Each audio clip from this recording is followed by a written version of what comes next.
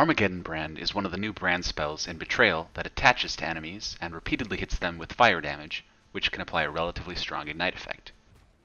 When you first equip a brand gem, you can have up to 3 active brands at once, with a maximum of 1 per enemy.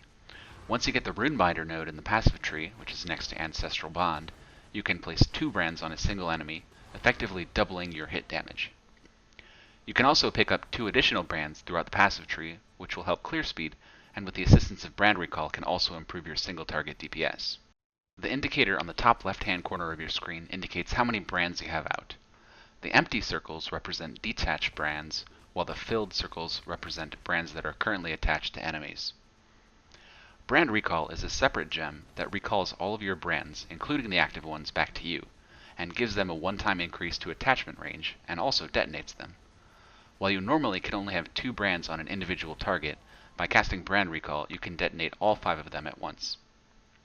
So if you were to dash into a pack with Shield Charge or Consecrated Path, and then cast Brand Recall, it's likely that all the enemies in the pack would be taking damage from all 5 brands. This really shines in Betrayal when you're fighting 3 or 4 high health Syndicate members at the same time, and with good positioning you'll be able to increase your single target damage by about 250%. Brand Recall is an atypical gem in that you can only level it to level 6. As a result, if you can find clever ways to increase the level of the gem, you'll get a large bonus to its effectiveness.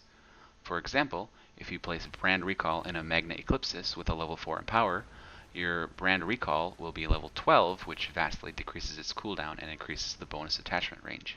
Brand attachment range is not affected by area of effect, however it can be increased by up to 50% via nodes on the tree. You can also craft 10% brand attachment range suffixes to gloves and amulets, which allows a bit more of a fire and forget playstyle when clearing. However, I wouldn't necessarily prioritize it because it significantly would increase the cost of your build to make up for the resistances that you'd have to sacrifice to get it. Brand activation frequency is another new stat that's been added in Betrayal. However, since increases and reductions to cast speed also apply to brand activation frequency, this new stat is simply an inferior cast speed stat. Cast speed also increases the speed at which you place the brands, improving your overall clear speed. In short, never prioritize brand activation speed over cast speed. Ignite has not been in a very good spot for a while now, largely because a lot of the popular support gems that scale damage, such as Controlled Destruction or Concentrated Effect, do not scale Ignite damage. Armageddon Brand's Ignite is naturally more powerful than other Ignites. It does 180% more damage, receiving the equivalent of 1.5 support gems for free. This is great, but don't be fooled into thinking that scaling burning damage is an optimal way to increase your damage overall, because doing so would reduce the hit damage of your meteors. The most effective Armageddon Brand builds will make choices that scale both the hit damage and the ignite simultaneously. These support gems scale the hit damage but not the ignite damage. Concentrated Effect, Controlled Destruction, Fire Penetration, by the way, only reduced resistance benefits ignite, not penetration, because ignite is not considered a hit. Elemental Focus, which obviously removes your ability to ignite completely, and Faster Casting, which increases the hit frequency but not the ignite damage at all.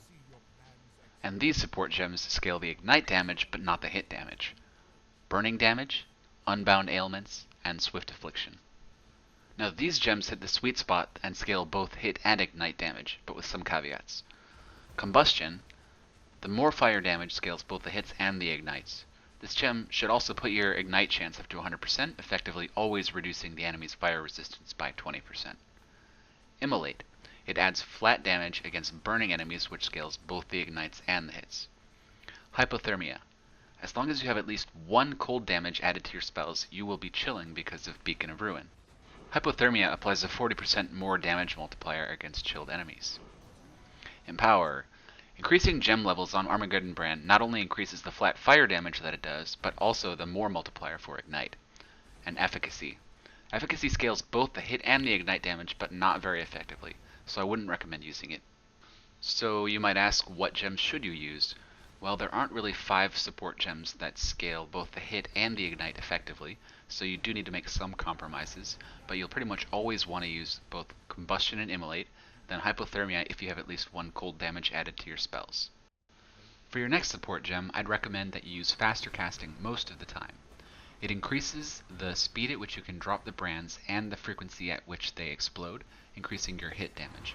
doesn't directly affect your ignite damage, however you can swap in efficacy for endgame single target because it does about the same amount of hit damage while also increasing your ignite damage. For your last support gem, you'll want to use Controlled Destruction or Empower. I recommend that you start out with Controlled Destruction. Now this doesn't scale your ignite at all, however it's a major increase to your hit damage, and your hit damage will always outweigh your ignite damage. Later on, if you get the currency and enjoy the build, you can try to work in an Empower. I don't recommend using Empower unless you have a level 4 Empower and a chest that increases the level of socketed gems. But once you do, you're going to get your Armageddon Brand gem up to a very high level, increasing the base damage and the more multiplier on the ignite. Many builds use some sort of totem setup to increase their single target damage. However, the Runebinder Keystone passive reduces your totem limit by 1, effectively prohibiting you from using totems at all unless you have some way to increase that limit. However, with the new multiple totems support introduced in Betrayal, you can increase the limit by 2. I recommend using a 4-link Scorching Ray totem with spell totem support, multiple totem support, and faster casting. This allows you to place 2 totems at once and will reduce your enemy's fire resistance by 24% in just under 1 second of channeling.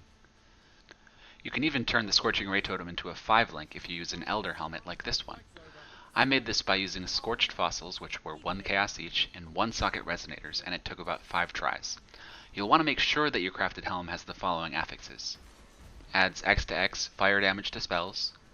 Nearby enemies have -9 to fire resistance. And then, as I mentioned, for an added bonus, try to get the socketed gems are supported by level X burning damage. This will increase the damage of your Scorching Ray totems, and it also grants a global bonus to burning damage, which helps with your ignite. By now in this video, I should have mentioned several times that you'll need to do at least 1 cold and 1 lightning damage with spells so you can shock and chill. There's a new Betrayal craft that allows you to do this very efficiently if you have a piece of jewelry with an open prefix. Note that when a non-weapon says adds blank to blank damage, it is implied that it will be added to both spells and attacks. If you can't spare a prefix to craft it on, you can always use an Abyss Jewel that adds cold and lightning damage to spells. Keep in mind that if you don't chill, you won't be able to use Hypothermia, which is 40% more damage, nor will you be able to shock, which is 20% more damage. Make sure your spells are doing cold and lightning damage by looking at the tooltip. For your curse setup, you'll want to use Warlord's Mark. It grants Life Leech, Spell Leech, and Endurance charges, greatly enhancing your survivability and increasing the duration of your Immortal Call.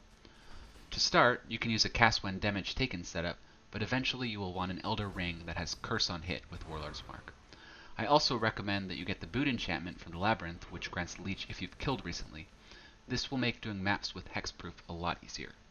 There's been quite a bit of discussion in the community about which Ascendancy to choose for using brands. It seems like GGG wanted Hierophant to be the brand specialist Ascendancy, however that's turning out not to be the case in practice. Elementalist will be the Ascendancy of choice for both single target damage and clear speed. Beacon of Ruin is arguably the most powerful Ascendancy node in the game. As long as you have at least 1 cold and 1 lightning damage added to your spells, Beacon of Ruin guarantees that your shocks increase damage taken by 20% and that your chills slow action speed by 10%. With 25% chance to shock and your 2 brands activating 6 times a second on a single target, your enemy will always be shocked, increasing the damage they take by a flat 20%. Not to mention the 20% more damage with Ignite that Beacon of Ruin provides. Mastermind of Discord is the other big node in the Elementalist Ascendancy that this build uses. It grants 25% resistance penetration while affected by Herald of Ash, which only applies to the hits, not the ignites. It also increases the effect of your Herald of Ash and reduces its mana reservation. Having less reserved mana increases your effective life if you're using Mind over Matter, which I highly recommend. Hierophant is a slightly less desirable but also a viable Ascendancy choice. Sign of Purpose increases the damage enemies take by 10% per brand attached to them. Very similar to the Elementalist Shock, however it stacks additively with other sources of increased damage, rather than multiplicatively like Shock. However, it also increases your maximum brand limit by 1, improving the burst damage of brand recall. Divine Guidance grants a larger mana pool and improves Mind over Matter. A very good choice. And finally, Illuminated Devotion and Arcane Guidance don't really provide anything that you can't get elsewhere, but they're pretty convenient. You'll have permanent Arcane Surge, Elemental Status Immunity, and some Spell Leech. If this node also had Mana Leech in addition to Life Leech, I think Hierophant would be a pretty good defensive choice for Armageddon Brand builds, as it would eliminate the need for Warlord's Mark and allow you to run another curse. but in its current state, Hierophant doesn't really offer anything unique or any motivation to play it. Alright folks, that about wraps up this little mini guide. Please check the description below to see my Deathless Uber Elder kill with this character.